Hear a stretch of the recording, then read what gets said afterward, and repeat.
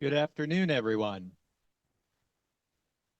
My name is Joseph Houston, and as the director of the Lewiston Public Library, I would like to welcome you all to Great Falls Forum. The Forum is a monthly speaker series featuring leaders in the area of business, public policy, academia, and the arts, and is a partnership of Bates College, the Sun Journal, and the Lewiston Public Library.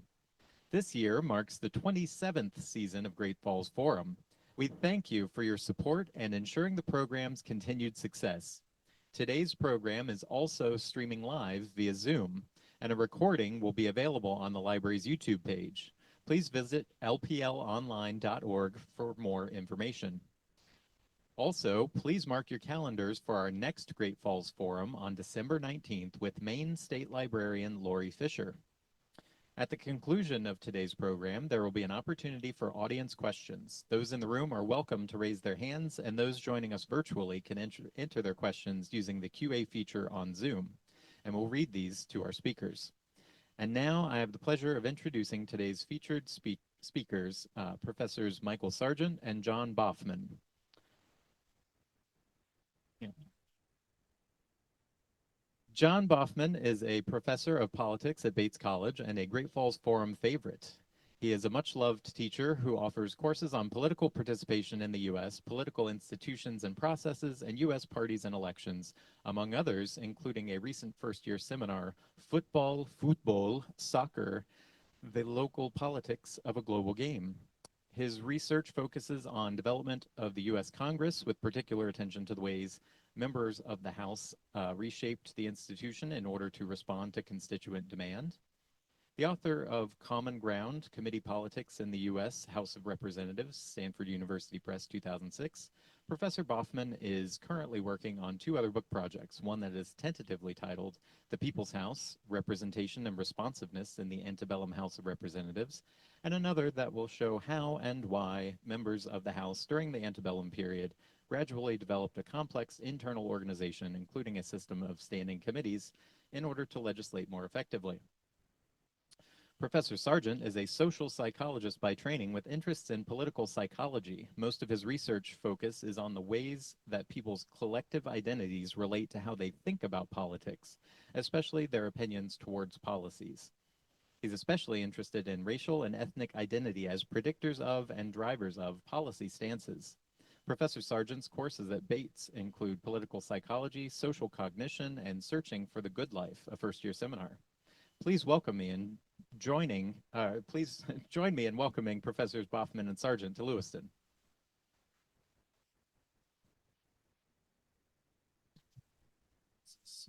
Is this on? I guess it's on. Oh wow. Okay, great. Hello everyone. For those who've not met me, I am indeed Michael Sargent. I'm a social, and actually I think of myself as a social and political psychologist at Bates College. And I just saw a gesture from the laptop at the back of the room in the red. Are we all good?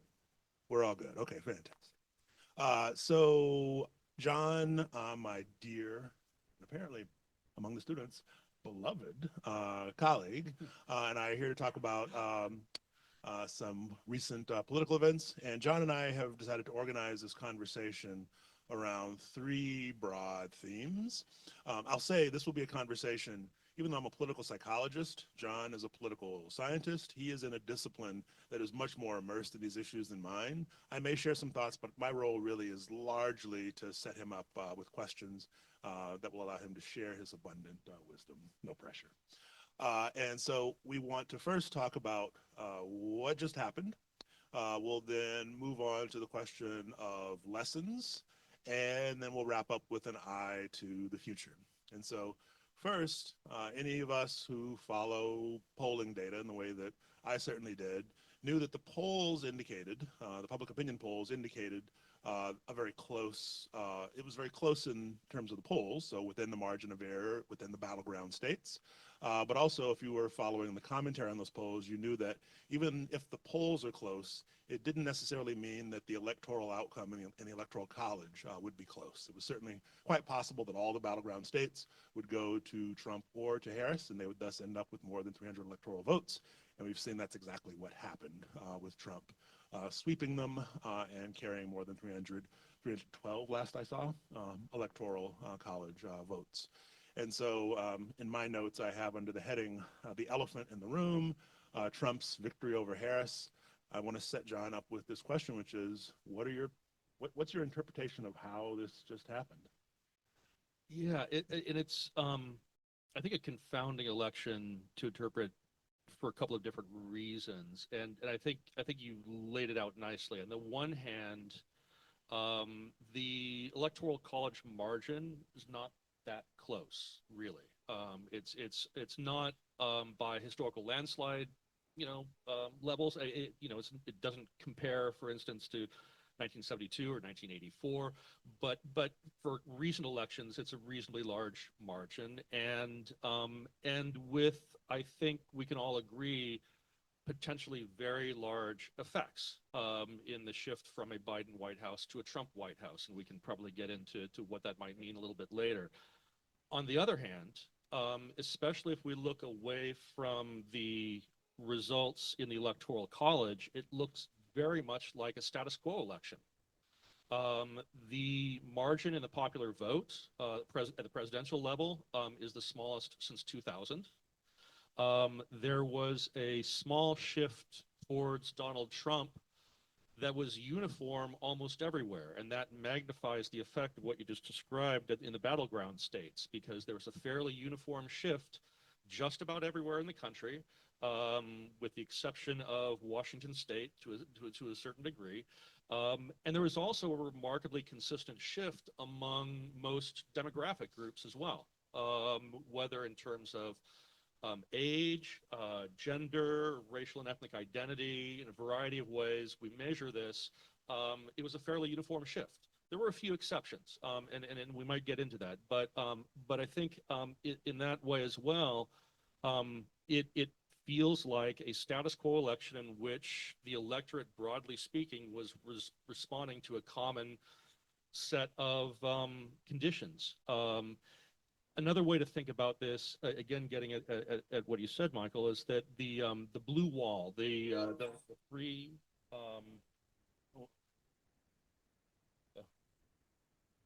Okay.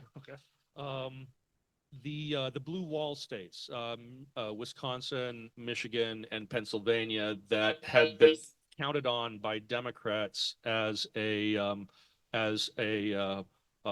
as their key to winning the presidency.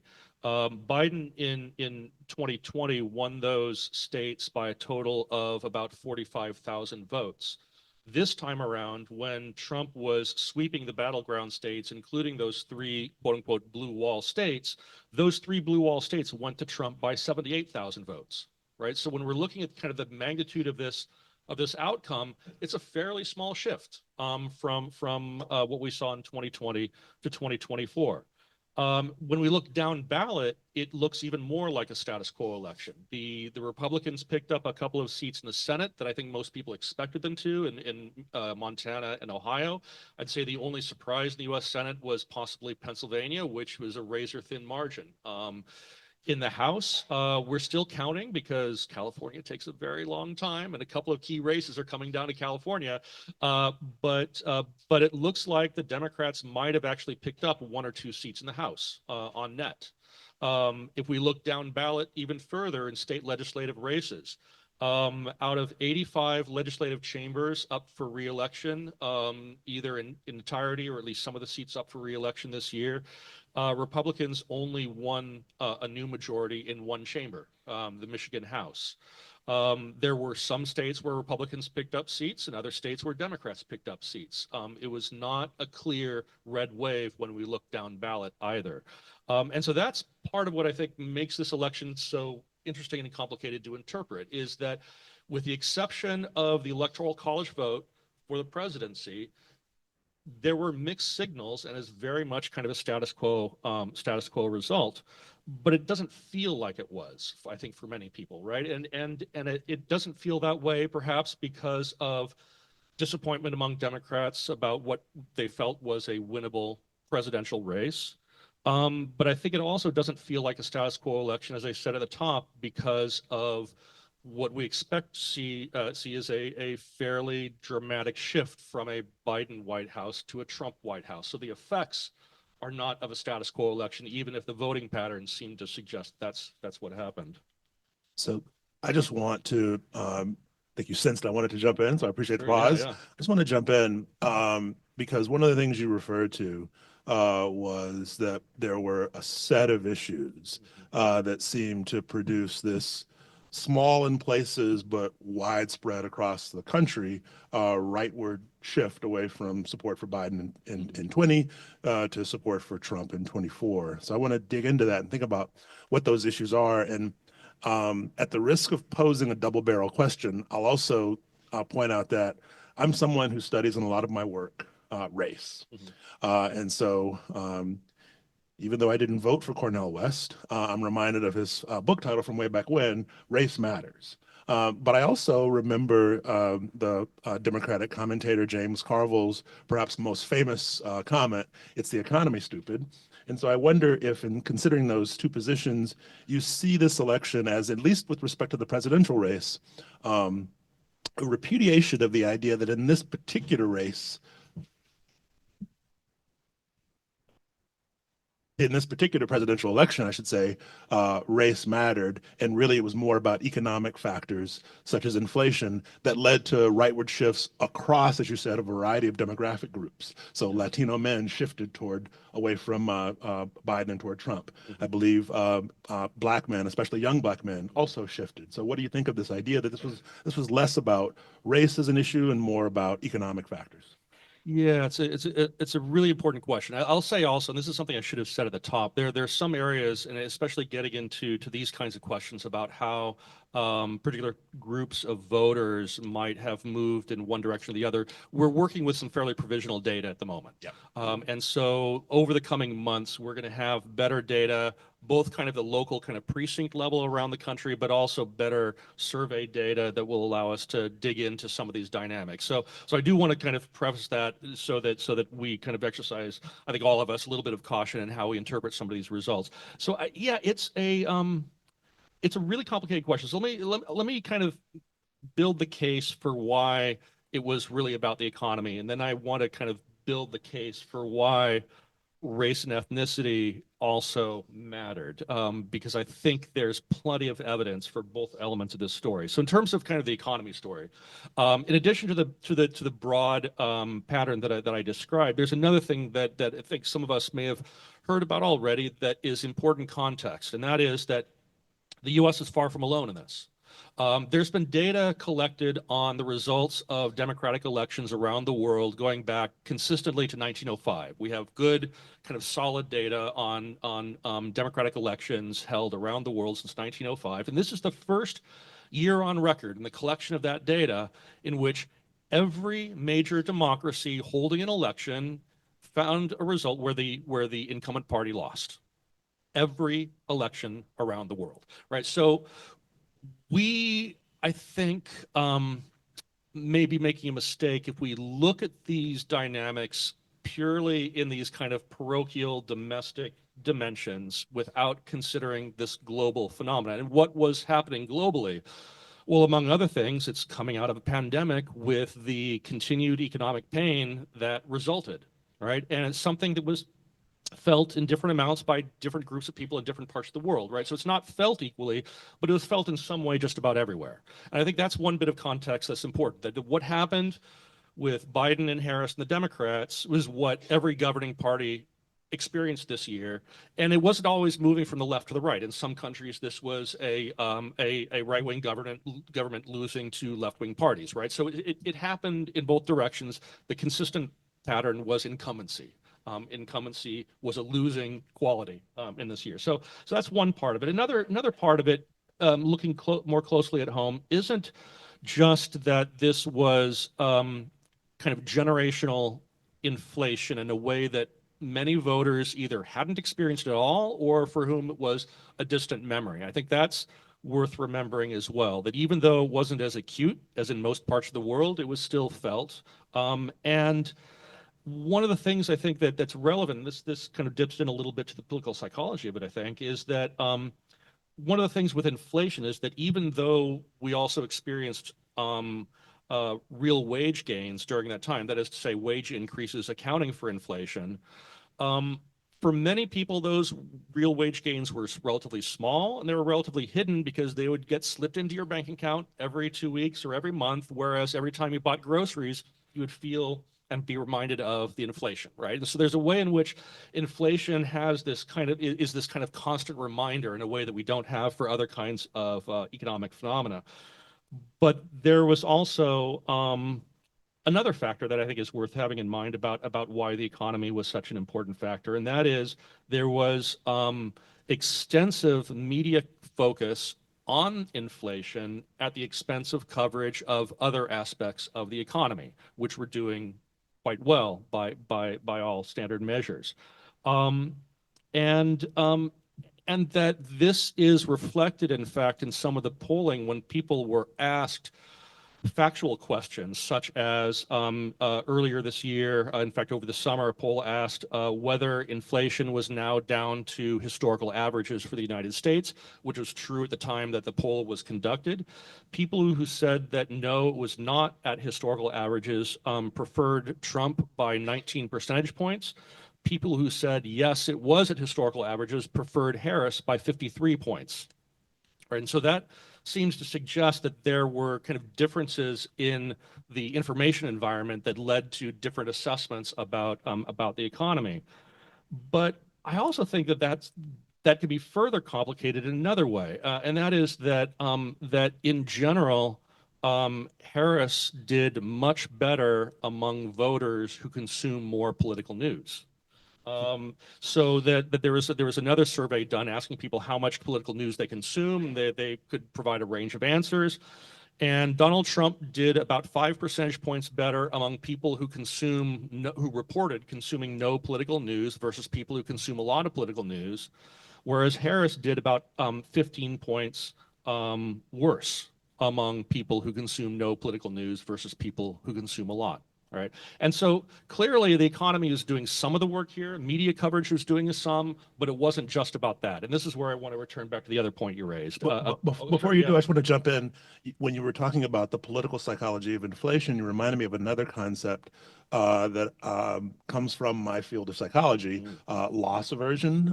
So loss aversion, if you might recall if you've taken Psych 101, is this idea that obviously winning feels good and losing feels bad, but the extent to which winning feels good is greater than the extent to which losing feels bad is greater than the extent to which winning feels good. And I love this column applying this to inflation, pointing out that not only, as you said, are the positive effects of wage gains perhaps a little less salient because perhaps your direct deposit just slides in once a month, whereas every time you go to the grocery store, you're reminded of the ways in which prices have gone up.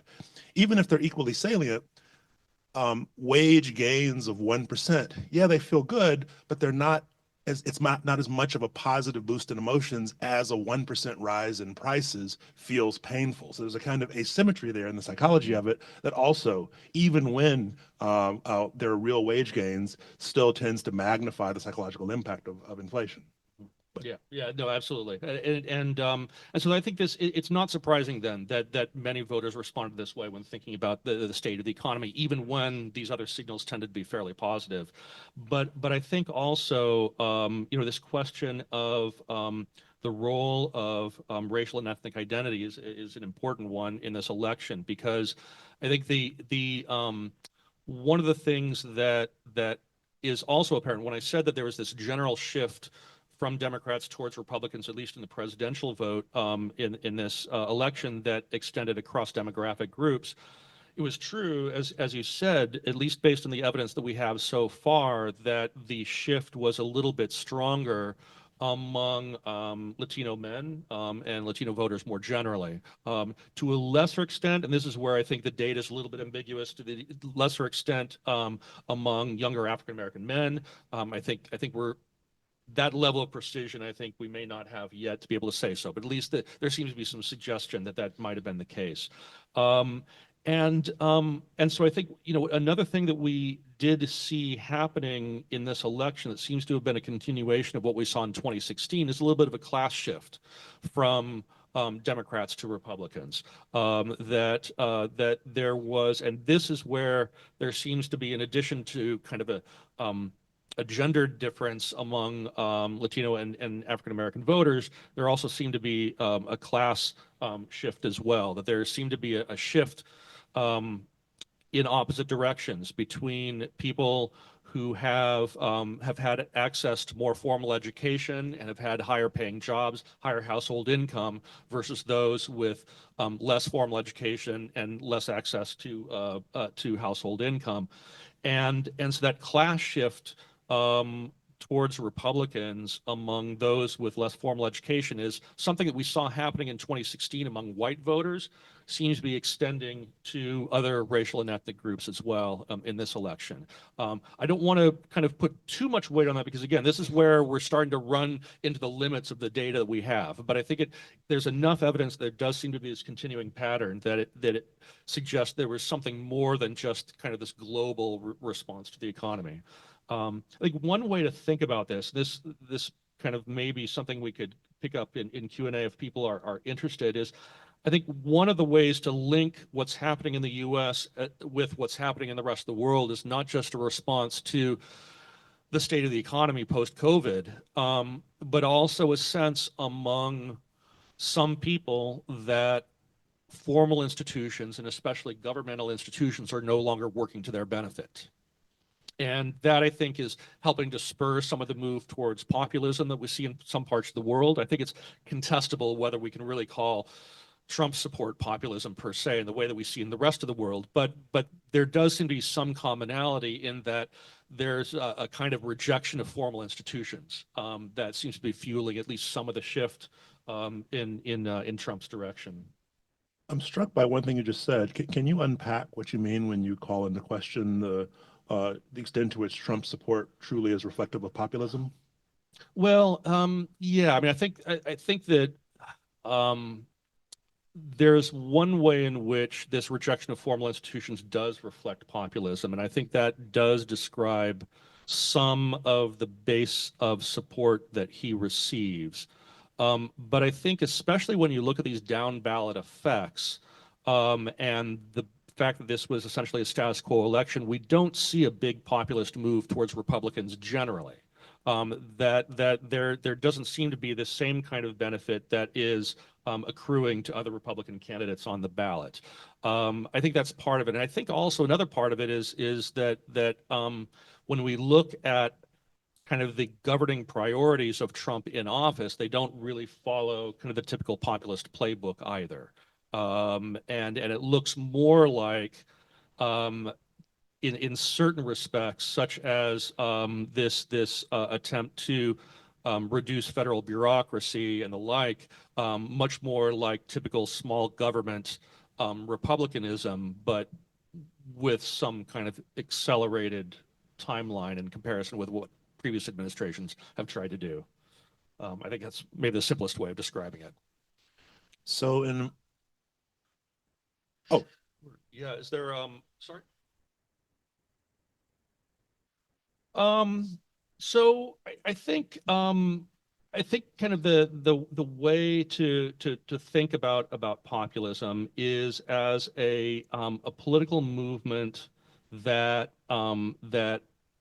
rejects formal avenues of power in favor of a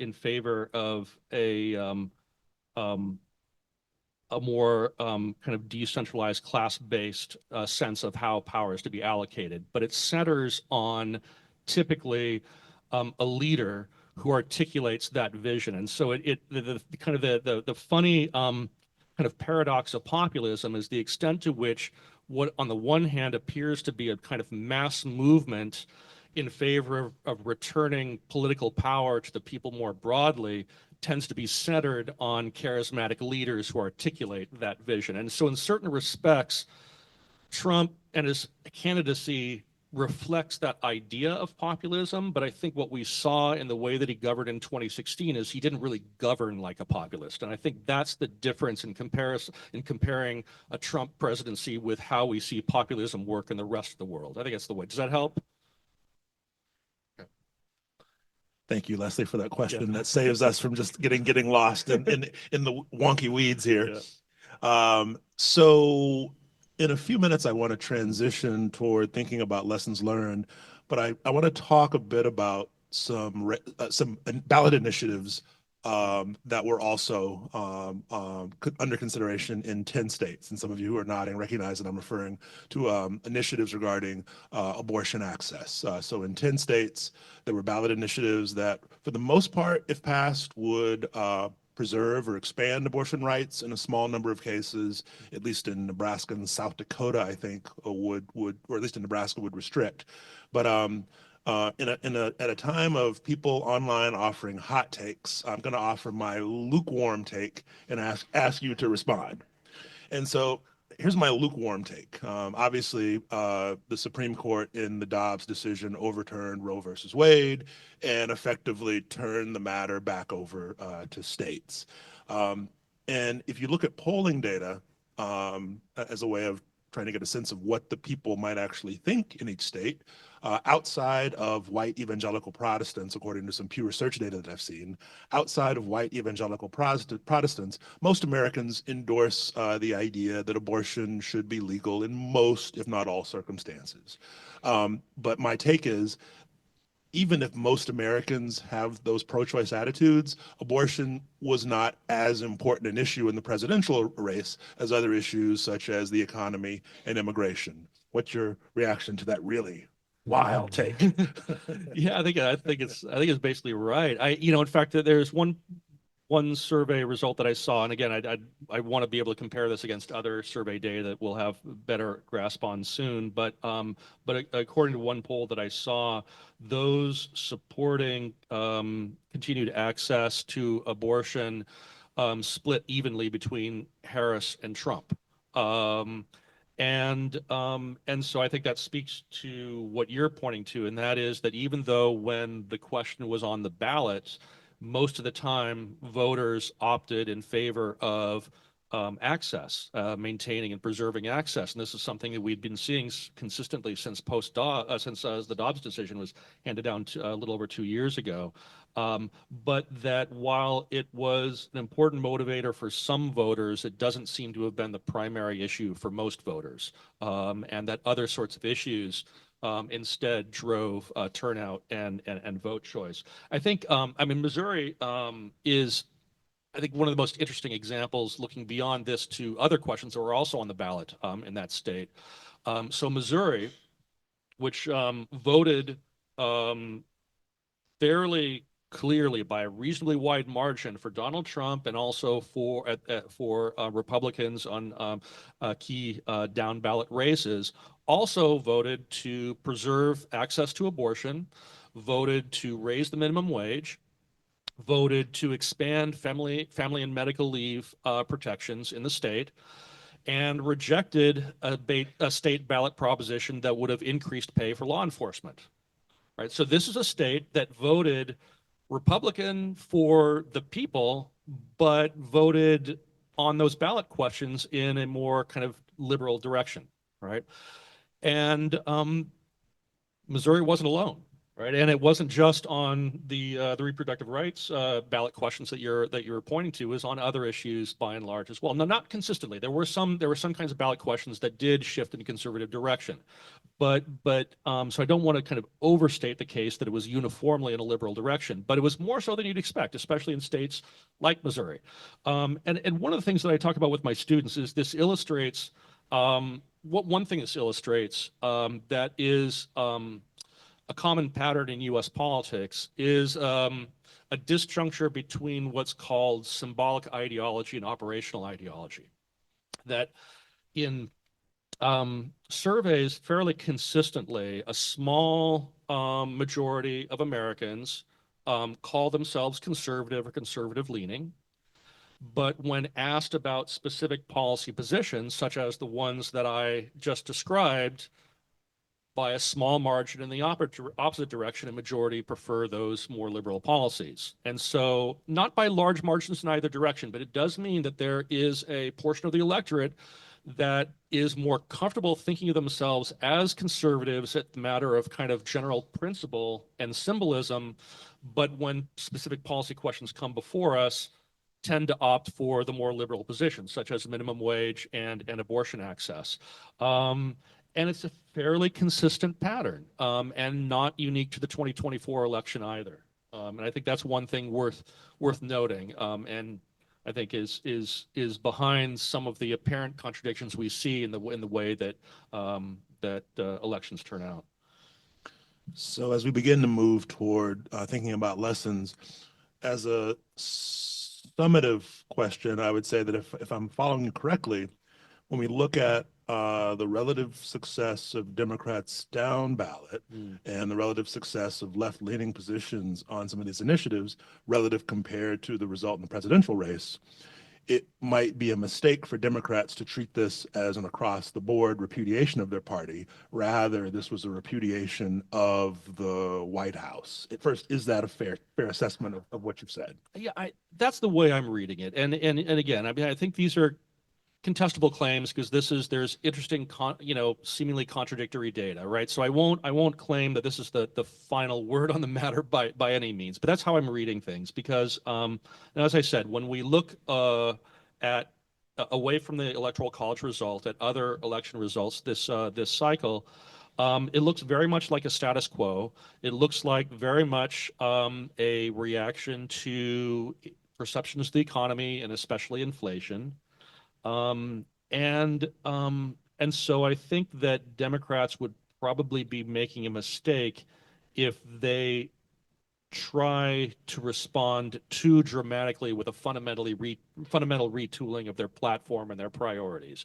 It's not to say that there can't be changes, and there always will be, but I think that, I think what happened with Republicans after 2012 is an interesting comparison because out of the 2012 election, right? So just set context to get us back in that mind space in 2012, right? The Republicans had won enormous majorities in the 2010 midterm elections and came into the 2012 election when Barack Obama was running for re-election with what they thought was a great deal of momentum and a great deal of public support, given the results of the 2010 midterms. And Mitt Romney ended up losing that election, and Barack Obama was reelected. And very soon after that election, the Republican Party, the Republican National Committee, put together a commission to do essentially a postmortem to figure out what went wrong. And the diagnosis was that they weren't appealing enough to African American and Latino voters in particular, that because of the demographic shifts more broadly in America, that to have long-term success, they would need to do so, and that the formula for doing so would be to become more centrist and bipartisan on immigration policy and to advocate criminal justice reform. Now, the criminal justice reform, they actually did follow through with to a certain extent. But on immigration policy, they didn't turn to the center, they turned further to the right. And it won for them in 2016, right? So only 3 years after that report was issued, that internal report, their nominee did the opposite and was able to win. And I use that as kind of a cautionary tale for Democrats who might have the temptation to overinterpret these results and advocate for a dramatic shift in the direction of the party, when I'm not sure the evidence really suggests that yes, there are probably some things to adjust in terms of policy priorities, in terms of messaging, but it doesn't, I think, require the level of postmortem that I've seen some commentators advocate. I don't think there's much evidence for that. Can we talk about one particular, well, at least part-time commentator, Bernie Sanders, who's quoted in The Hill in the headline is, "Democrats can't, quote, hang your hat on identity politics." How do you respond to that? Is that an example of the kind of shift in messaging that you think might be advisable for Democrats, or is that an example of the kind of overreaction that you're warning against? I think it verges on overreaction. I mean, I think one of the things that I find a little bit frustrating at times about that commentary, and he's far from the only one to articulate this, of course. I mean, because of his status as a former Democratic candidate for president, as a long-serving U.S. senator, he has, I think, a great deal of clout in being able to kind of offer a diagnosis like that. But I think it overstates it. For one thing, there's seldom very much specificity about what it means to move away from identity politics, whose identities are going to be de-emphasized if this is something that the Democrats ought to do. I think that's one thing that is often left out of that story is what does this alternative Democratic Party kind of look like and stand for. I think that while there is some merit to the idea that there's this class-based shift, and that Sanders may be onto something because of that. I think that though it's a mistake to look at it purely as an economics-driven question. So, for instance, again, relying on fairly preliminary data, but looking specifically at Latino men and the shift that appears to have happened over the last couple of election cycles, but especially this one. One of the things that evidence seems to suggest is that the voters who are shifting from the Democrats to the Republicans were voters who already held conservative positions on a number of social issues.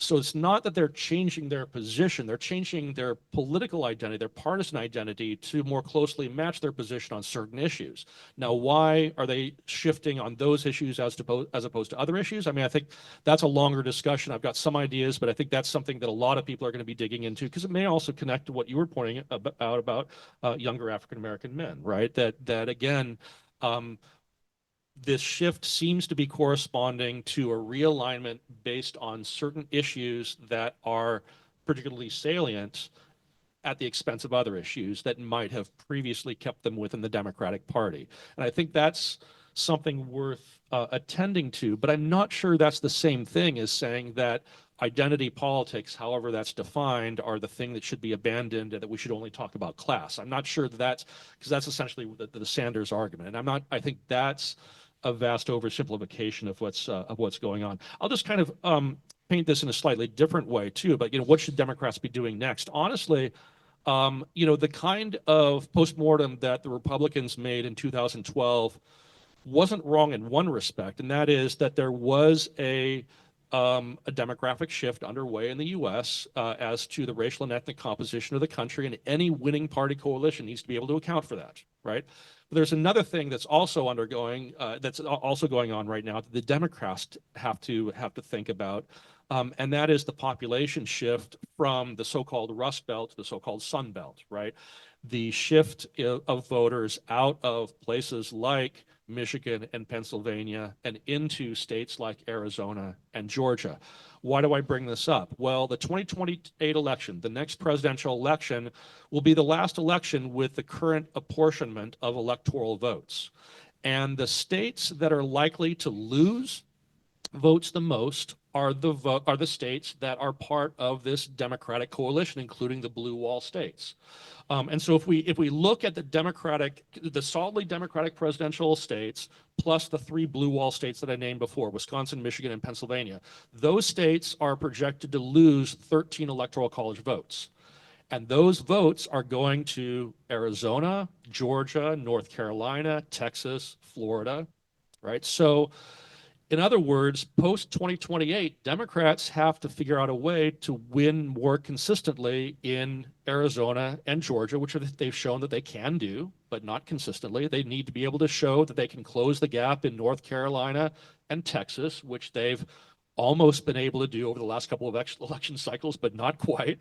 And so that's I think the real challenge for the Democrats. It's less this, do we have to choose class politics over identity politics, and more about how do we shift towards winning in states that are in the Sun Belt and be less reliant on the Rust Belt states that are tending to lose population and therefore electoral college votes. But just to push back on that, and here I'm going to channel my inner Bernie.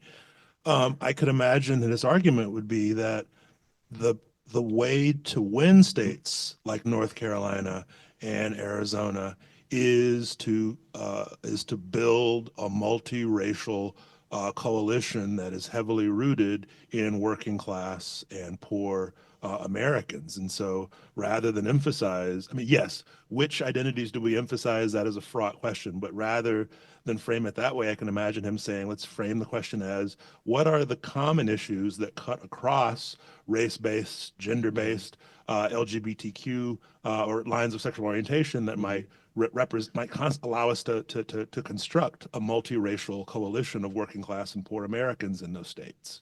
Yeah, I think he's not wrong. What I would say is that's not the only way to build such a coalition. So that's one way to do so.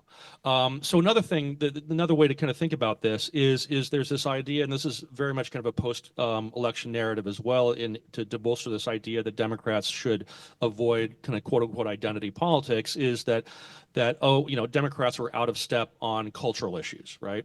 And that you know, these cultural issues were more to the benefit of Republicans in this election. But that too, I think, is overly selective. So this kind of basket of topics and issues that we kind of call cultural issues, it includes a wide variety of things. And some of the poll results that we've seen that show Democrats being out of step and Republicans kind of in step with the average voter, that's true for those issues. It's not true for other things that fall into this basket of cultural issues. There are other ways that we can think about cultural issues where Democrats are more closely aligned with the average voter than Republicans are. It's less about cultural issues or not, and more about the kind of priority we're placing on that basket of issues and which ones are salient or made salient in a given moment. And that's, so I think that one way to think about cutting through this challenge that Democrats have might be to appeal to this broader based kind of class-based set of interests that Sanders points to. But it might also be a matter of shifting the conversation about what we call a cultural issue or a social issue onto territory where Democrats are more comfortable. I think that could be a winning strategy as well. I think this is the thing that Democrats can be talking about over the next 4 years. There's not only one way to win an election, and I think the move that Republicans made from that 2013 report, that 2013 postmortem, to what actually became a winning strategy for them in 2016, is an illustration. The 2013 strategy that they outlined, that might have won also, but that wasn't the only way that they ended up winning the White House. So I want to make sure to protect some time for audience questions. So I'm going to ask John one more question, and then we'll open it up to questions from the floor, including those who are watching online. And even though I am not a Republican advisor, I'm going to frame this question in a way that invites you to speak to those. Actually, I'll frame the question differently. The question is about the obstacles that a President Trump is going to face in this administration. So the Republicans have what I've seen called a trifecta. They control the White House, they control the Senate, they control the House starting in the next Congress. And there is a 6-3 Republican-appointed majority in the Supreme Court as well. If Sotomayor should step aside during a Trump administration, that could shift to a 7-2. And so my question is, what obstacles do you see, if any, to Trump's being able to advance this agenda? Is it the Freedom Caucus, so this group of cantankerous right-wing Republicans in the House? Is it moderate Republicans in the Senate, such as our own Senator Collins? Is it popular resistance? What are the obstacles that if you're a Democrat, you're hoping can impede Trump? If you're a Republican, you're hoping Trump can overcome? Yeah, I mean, so it's a good question. I think this kind of deserves a much longer conversation than I can give it right now. Kind of looking at what's next. I think that yes, the margin in the House especially is going to be extraordinarily small. It looks like, depending on how the remainder of the California votes turn out, that it might be a majority that's 1 or 2 seats smaller than it is currently for the Republicans. And it was already very small and already very hard for Republicans to govern over the past 2 years in the House. On top of that, Donald Trump seems intent on nominating Republicans out of the House to various administration positions, and those people will have to be replaced. And until they are, the margin narrows even further. So I think that in itself means that alienating on any given issue, even 3 or 4 House Republicans would be enough to prevent congressional action. And I think it's more likely for that to happen in the House than in the Senate. I'll give you kind of one example of this, and that is that the Inflation Reduction Act under the Biden administration appropriated a vast amount of money for various green energy projects and infrastructure projects and a variety of other purposes. And a lot of that money went to places in the country that have Republican members of the House representing them. Now, one way that this has been interpreted was, oh, this was a failure of political strategy by Biden because the hope was that this would have then persuaded voters in those districts to opt for a Democrat to replace those Republicans because it was a Democratic administration that sent the money to those districts. And that obviously didn't happen because those Republicans were reelected in those places. But it also had another purpose because now those Republican House members want to protect that spending. And so the Trump White House wants to rescind a lot of that Inflation Reduction Act spending. They want to end those programs. They want to divert that money to other purposes or simply not spend it at all. But now there are going to be some House Republicans who can be unwilling to go along with those plans because that means a lot of jobs in their own districts. And so I think this is one of the things that he'll run into. And I think we could spin out kind of similar stories for some of the other initiatives. So I think that there are some areas where we've already seen signs that Donald Trump is going to try to move very aggressively, even in comparison with his first term. And to be quite frank, challenge the limits of ordinary checks and balances. And this idea of using recess appointments in the way that he's talked about very much directly challenges constitutional protections in the role of the Senate on confirmations. Some of this will go to a Supreme Court, where a Supreme Court will have to decide whether or not presidents do have the kinds of prerogatives that he's asserting. But for those things that do have to go through Congress, he may at times have difficulty in holding together these very narrow majorities in the House and the Senate, and especially in the House. We saw a version of this in his first term when they were unable to do the repeal and replace of Obamacare that he had campaigned on. House Republicans found themselves unable to come together to find a policy that would satisfy their own caucus, let alone get through the Senate. And so I think he's liable to run into those roadblocks as well. What he's going to try to do, and what we've seen plenty of signals from already, such as with recess appointments, is to the extent possible, he's going to try to avoid Congress and ask courts to say whether or not that was a legitimate use of presidential power. I think that's where we'll see a lot of these fights happening. Questions? Oh, several. So we've got a whole lot of them. So keep your hands up, and I will make my way around to as many as we can get to.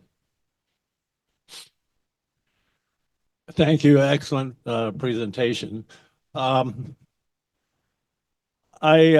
have been a Democrat all my life. I consider myself a Bernie Sanders Democrat. So one of the first things is it's beyond me how I think for the first time in this country, we have elected a 34 count convicted felon as president of the United States.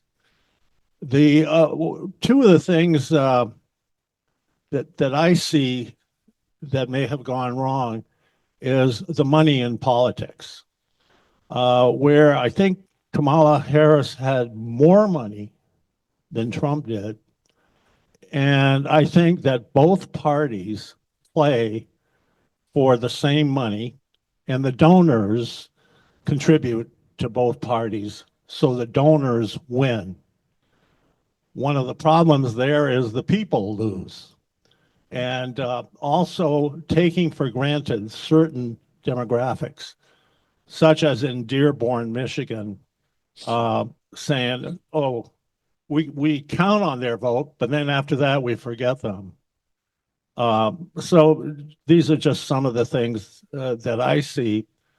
I think it requires a constitutional amendment to take the money out of politics and have publicly funded elections. And if that were to happen, then the beneficiaries would be the people. Yeah. Thanks for that. I guess I'll just kind of respond very briefly because I do want to kind of hear from as many questions as possible. I think there is I think you're right. A challenge in getting real reform in campaign finance without a constitutional amendment, because the Supreme Court has also made clear in a variety of ways and decisions going back half a century that, from their perspective, campaign spending is a form of political speech protected by the First Amendment. And so I think there are limits, both practical in terms of what the political parties are willing to enact, but also constitutional in the way the Supreme Court's interpreted the role of money in politics. So I think in a nutshell, that's kind of the biggest challenge to fundamental reform. I'm wondering, It's on. I'm a little surprised that you didn't talk about the how misogyny was a factor in the outcome of this election. You know, you said it was a repudiation of the White House, but was it really a repudiation of the candidate based on gender and race?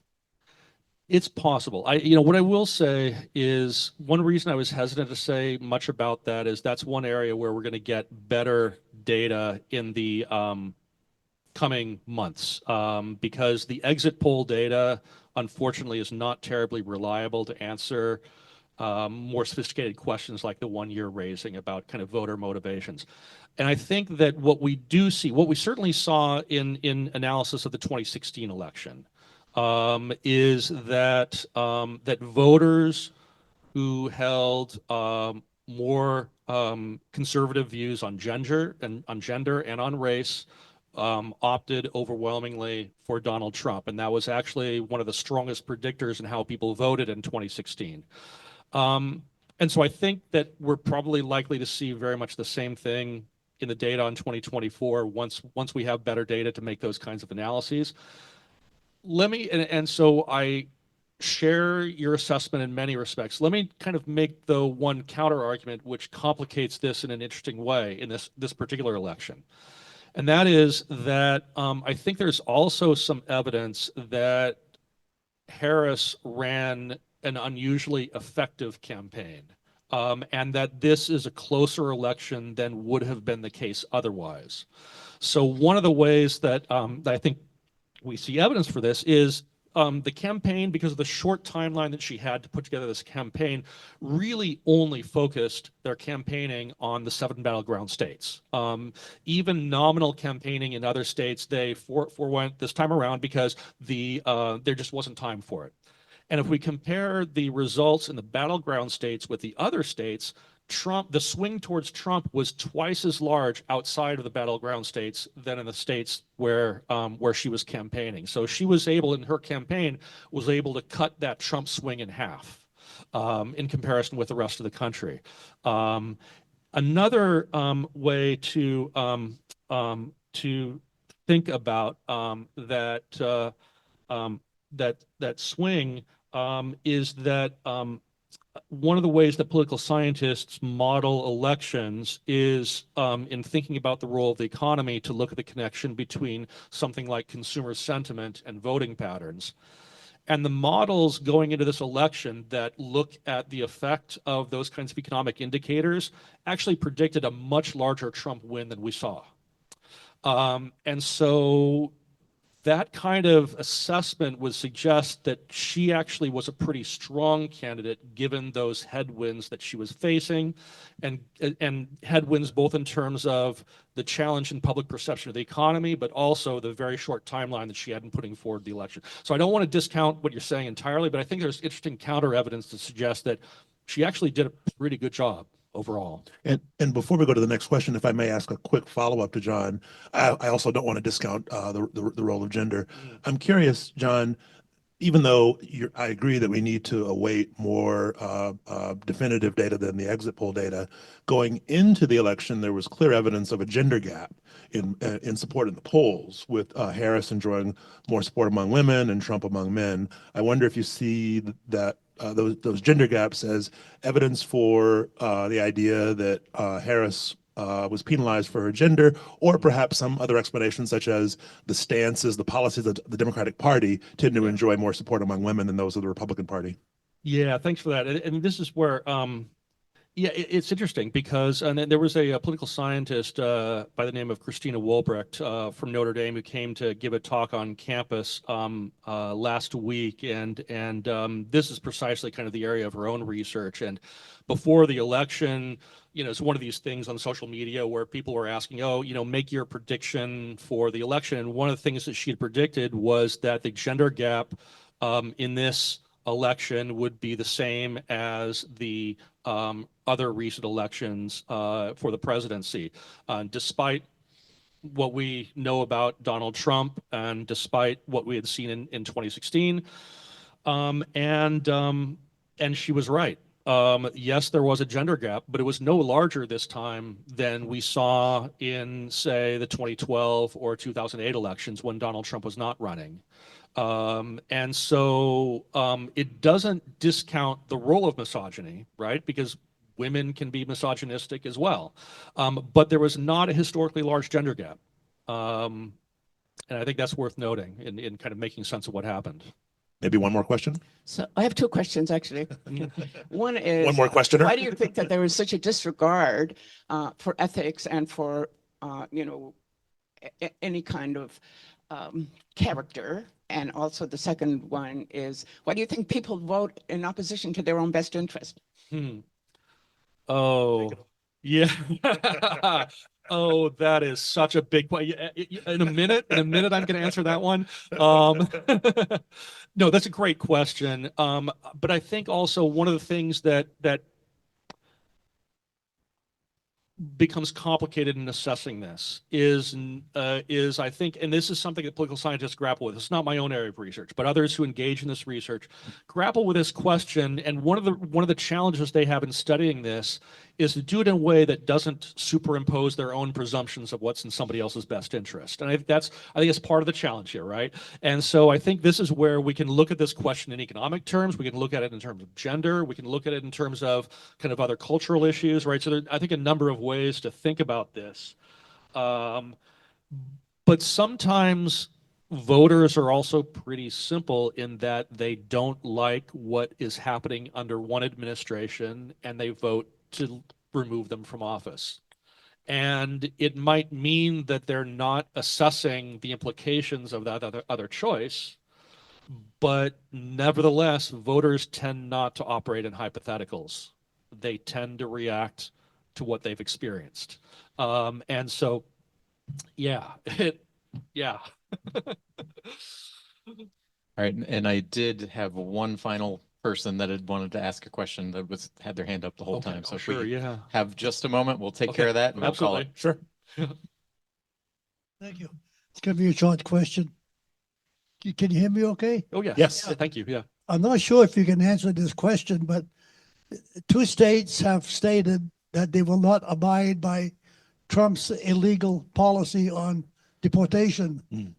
What, in your opinion, can happen to those two states as far as being punished or whatever? Oh, wow. Yeah, another one that's going to take more than a minute to answer.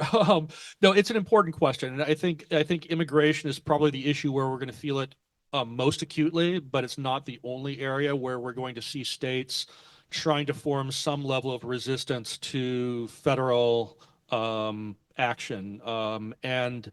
I think that there are some things that presidents and a sympathetic Congress can do in deciding how funding will be directed to a state for what purposes. I think that, conventional politics suggests that those would be the sorts of avenues that could be used. There is the supremacy clause that any White House would rely upon to supersede state authority in areas where federal and state authority overlaps, right? So the supremacy clause fundamentally allows the federal government to overrule state action if they share authority. And immigration, in some respects, is a federal authority first, right? Because the federal government is empowered with protecting borders and defining conditions for citizenship, et cetera, right? States have little to no latitude on those sorts of questions, but when it gets down to kind of the nitty-gritty of actual enforcement, especially if we're talking about deportation, it's something that would inevitably, you would expect, require the cooperation of state and local law enforcement to carry out, not to mention other social service agencies, et cetera, right? So the supremacy clause could only take a Trump White House so far before those states would find areas to be able to resist. This gets us into very murky ground. And we don't know whether or not a Trump White House would in fact follow through with claims that they're making so far that they would mobilize U.S. military to help with that effort. That would be a dramatic change from how the military has been used domestically in the past, and pretty clearly a violation of longstanding statute. So would that happen, or is it simply being used as a threat to get those states to back down? We don't know. I don't know. Oh, on that happy note. All right, everyone, thank you so much for coming. Thank you again to Professors Baughman and Sargent. We look forward to seeing you at the next Great Falls Forum on December 19th with State Librarian Lori Fisher talking about book bans and censorship.